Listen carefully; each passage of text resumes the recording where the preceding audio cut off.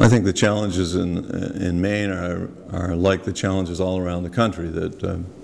dwindling resources, and we're struggling to come out of an economy that's depressed. People are hurting. We've got 30 or 40,000 people in Maine who are unemployed. We need to provide the services that government needs to provide, and at the same time not take more money than we absolutely need to out of the pockets of the people who are struggling at home. I think in regards to the environment and how that is involved with regulations, that we need to take a look at what we've done piecemeal over the last 30 to 40 years, where we've ended up with a bunch of rules and regulations about the environment. Many of them are well-meaning. A lot of them are probably important to have. But certainly, I think it's important to stop every once in a while and look back at the whole collection of regulations that involve the environment. And look at them and see if they're all still needed, if they all work together, and if they're all doing a valuable service without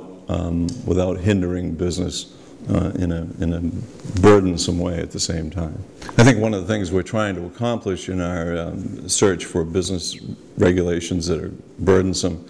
is illustrated by a constituent of mine who every 2 years when I run for office comes to me, and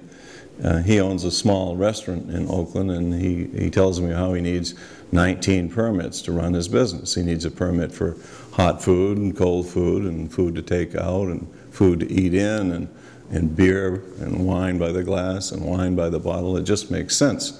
that we could consolidate that into one permit, and by so doing not only relieve him of the cost and the burden of submitting these multiple permit applications, but at the same time allow people who are working in state government to spend their time on things that are more helpful rather than processing all of these permits. The new website that President Ray and I have launched, Maine is Open for Business, is a follow-up to the red tape tours that the governor conducted, and a follow-up to the public hearings that were part of LD1 that was sponsored by Senator Ray and myself, to encourage businesses and individuals and anyone else in the state of Maine to submit ideas and to improve state government, how we can improve the business climate in the state of Maine, to take suggestions to look at improving government and the business climate in the state of Maine. So it's just a continuation of our theme this time of making Maine a friendly place to do business. I think it's important to realize that striking a balance and increasing our business and our economy in the state of Maine is vitally important to those people who are here because they're concerned about education, they're concerned about transportation, they're concerned about jobs or their families or their children having to move out of the state of Maine. That everything that government does depends on a workforce in the private sector who works,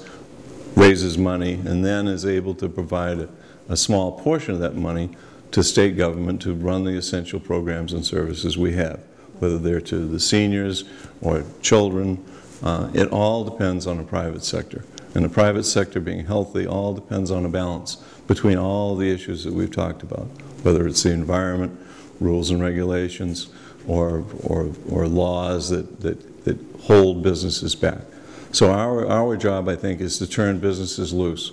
Not to turn them loose to do bad things, but to turn them loose so that they can use their ingenuity to improve the business climate in the state of Maine, to allow its citizens to succeed, and therefore to allow government to provide the services that everyone thinks that state government should do.